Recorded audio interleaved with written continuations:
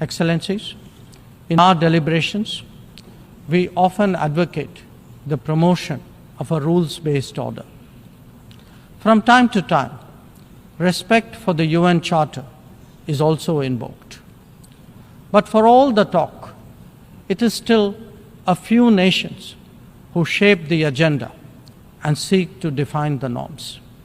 This cannot go on indefinitely, nor will it go unchallenged.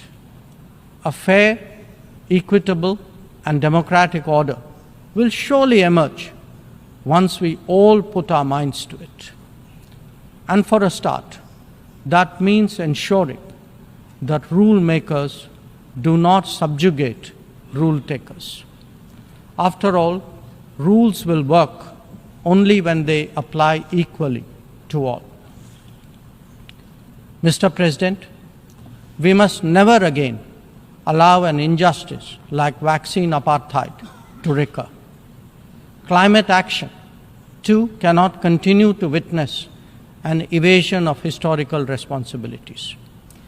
The power of markets should not be utilized to steer food and energy from the needy to the wealthy. Nor must we countenance that political convenience determines responses to terrorism, extremism, and violence.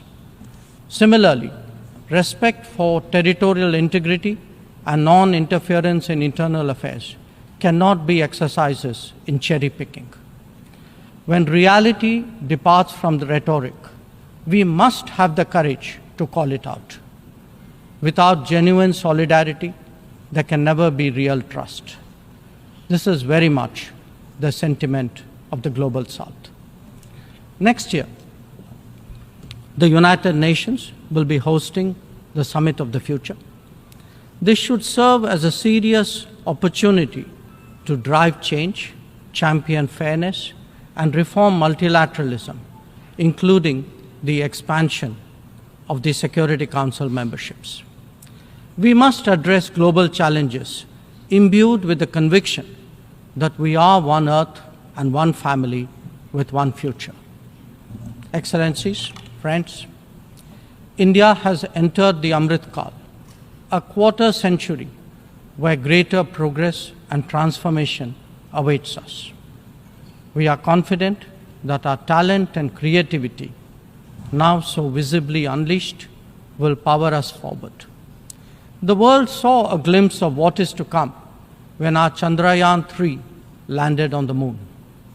Today, our message to the world is in digitally enabled governance and delivery, in the widening ambit of amenities and services, in rapidly growing infrastructure, and in our energetic startup culture.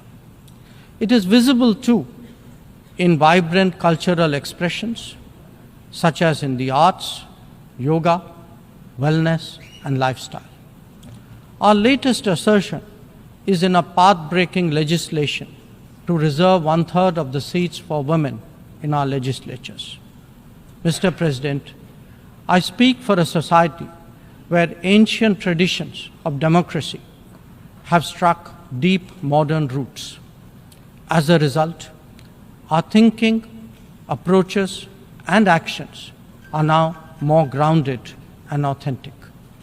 As a civilizational polity that embraces modernity, we bring both tradition and technology equally confidently to the table.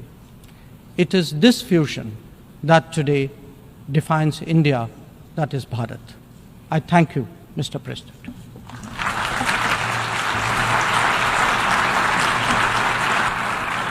I thank the Minister of External Affairs of India.